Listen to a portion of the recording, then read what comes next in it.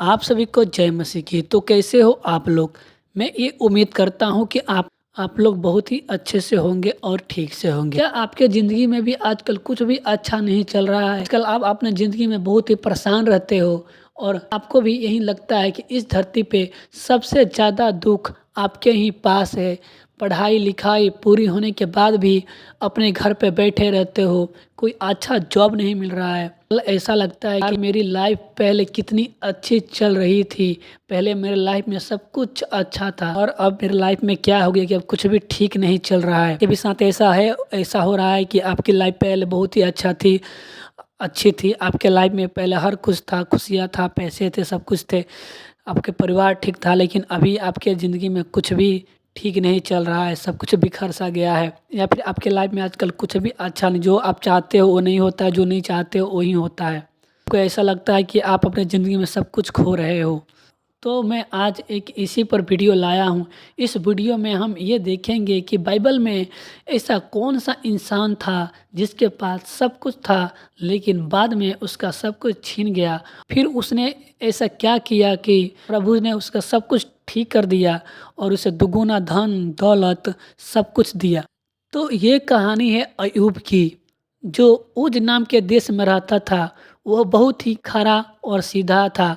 वह परमेश्वर का बहुत भय मानता था और बुराई से हमेशा दूर रहता था। अय्यूब के पास 7 बेटे और 3 बेटियां थी। उसके पास 7,000 भेड़ें, 3,000 ऊँट और 500 जोड़ी बैल और 500 गधे थे और उसके पास बहुत से नौकर काम करते थे। वह पहले के ज़माने में सबसे महान व्यक्ति और अमीर व्यक्ति था। उसके पास बेशुमार धन दौलत, अच्छी ज़िंदगी होने के बाद भी वो परमेश्वर का बहुत बहुत भय मानता था और परमेश्वर का हमेशा ध्यान करता था, परमेश्वर से हमेशा प्रार्थना में लगा रहता था और वो हर बात में परमेश्वर से माफ़ी भी मांगता था।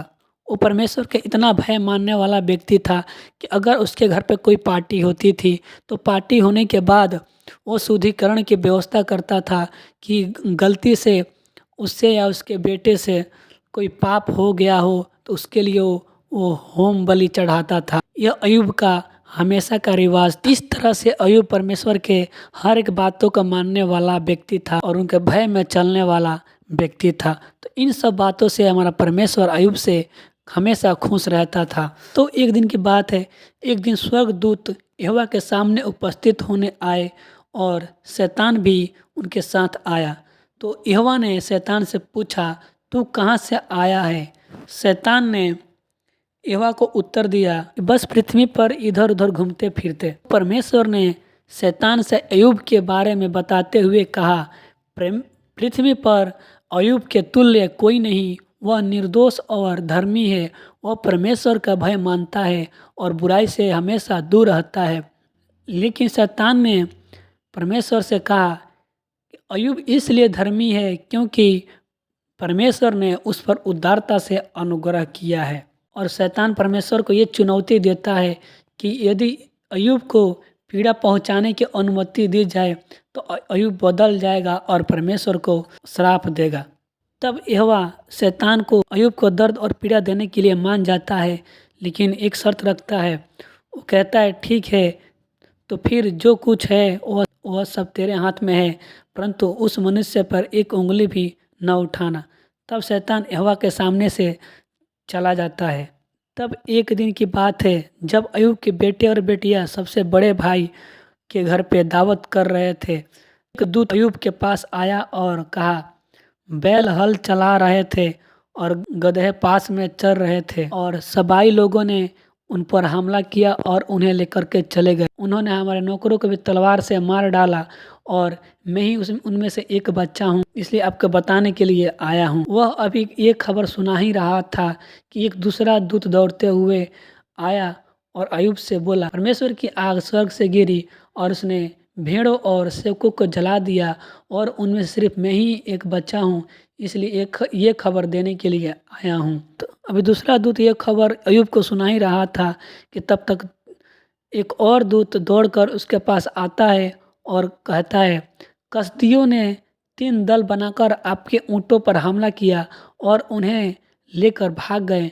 उन्होंने आपके सेवकों को भी तलवार से मार डाला और उनमें से एक मैं ही बचा हूँ, इसलिए ये खबर बताने के लिए आया हूँ। अभी ये भी दूत अय्यूब को ये खबर सुना ही रहा था कि एक और दूत आता है और बोलता है, आपके बेटे और बेटियां बड़े भाई के घर पर दावत कर रहे थे। तभी अचानक रेगिस्तान में एक तेज हवा चली और घर के चारों कोनों को हिला दिया और उन पर गिर गया और वे मर गए, और एकमात्र उनमें से मैं ही व्यक्ति बचा हूँ, इसलिए ये खबर बताने के लिए आया हूँ। ये सारी खबरें सुनकर अय्यूब उठा और अपने वस्त्र फाड़ दिया और सिर के बल गिर करके दावत करने लगा और चिल्ला करके कहने लगा, मैं अपनी अपनी माँ के गर्भ से नंगा आया और नंगा ही चला जाऊंगा। मेरे पास जो था वो यहोवा ने दिया था और यहोवा ने ही ले लिया। और अय्यूब 19 के 25 में कहता है कि मैं जानता हूँ कि मेरा छुड़ाने वाला जीवित है और अंत में वही पृथ्वी पर खड़ा होगा। सब कुछ एक पल में छीन लिया गया। तो हम इस कहानी में देखते हैं कि अय्यूब का सारा धन दौलत, उसके बेटी बेटियाँ, उसके नौकर, उसके बैल के ऊँट, जितना सारा धन दौलत था सब कुछ छीन लिया। तो अय्यूब के साथ इतने सारे घटना होने के बाद, उसके सारा कुछ छीन जाने के बाद भी वह परमेश्वर को दोष नहीं लगाता है, परमेश्वर को श्राप नहीं देता है, बल्कि परमेश्वर पर दोष लगाने के बजाय, परमेश्वर को श्राप देने के बजाय वो परमेश्वर को दंडवत करता है और वो परमेश्वर पे भरोसा रखता है कि परमेश्वर ने दिया, परमेश्वर ही ले लिया, और आगे के भी समय परमेश्वर को सौंपता है। तो इसलिए परमेश्वर अय्यूब पर खुश होता है, इसलिए परमेश्वर अय्यूब को एक स्वस्थ जीवन देता है और पहले से भी दुगुना संपत्ति देता है और नए बच्चे देता है और एक असाधारण रूप से नई और लंबी जीवन प्रदान करता है। तो हम इस कहानी में ये देखेंगे कि अय्यूब के धन दौलत, लड़के लड़कियां, उसके बैल, उसके ऊँट, उसके सारे नौकर, सारा कुछ छीन जाता है, फिर भी वो परमेश्वर को कुछ भी नहीं बोलता है। परमेश्वर को न तो श्राप देता है, परमेश्वर पे दोष लगाता है। अय्यूब पर इतना सारा दुख, इतना सारा पीड़ा, इतना सारा कष्ट पड़ा, इतना सारा दर्द आया, लेकिन इन सबको भुलाकर अय्यूब ने अपने परमेश्वर, अपने ईश्वर पे विश्वास कायम रखा और उसने अपने विश्वास को कम नहीं होने दिया। इसीलिए परमेश्वर ने भी उसे दुखों का सहने की क्षमता देता है। मैं भी अपने मसीही भाई और बहनों से कहता हूँ, आपके ऊपर भी कोई भी दुख, किसी भी बात का संकट, कोई भी दर्द आता है या किसी भी परेशानी आती है, तो आपको अपने विश्वास को कम नहीं होने देना है। आपको परमेश्वर का दोष नहीं लगाना है, बल्कि इसके बजाय आपको परमेश्वर के विश्वास में हमेशा बने रहना है, क्योंकि आपके ज़िंदगी में जो सब कुछ है वो सारा कुछ हमारा ईश्वर ने दिया है और वो आगे भी देगा। आजकल के कुछ भाई और बहन हैं, उनके ज़िंदगी में कुछ पल के लिए दुख संकट क्या आ जाता है, वो अपने उस दुख और संकट से परेशान हो जाते हैं और प्रभु पे दोष लगाने लग जाते हैं। इसलिए प्रभु भी उस टाइम उनका साथ नहीं देता है। अगर हमारे ऊपर आज के बाद से कभी भी किसी प्रकार के संकट आता है, दुख आते हैं, बीमारी आती है, तो उसमें हमारे परमेश्वर के साथ विश्वास में बने रहना है और हमें परमेश्वर के प्रार्थना में बने रहना है। तो हमारे परमेश्वर उस दुख से, उस संकट से, उस बीमारी से ज़रूर छुड़ाएगा। तो मैं ये उम्मीद करता हूँ और ये विश्वास करता हूँ कि आप लोगों को इस कहानी से ज़रूर कुछ सीख मिली होगी। तो परमेश्वर आज से आपके ऊपर कोई भी दिक्कत, कोई भी संकट आए तो उसको छुड़ाए। फिर आप अभी दुख में हो, संकट में हो, या आपकी लाइफ अच्छे से नहीं चल रही है, तो परमेश्वर आप विश्वास को बढ़ाए और आपको इन सब से छुटकारा जल्द से जल्द दिलाए और आपको एक नया जीवन प्रदान करे।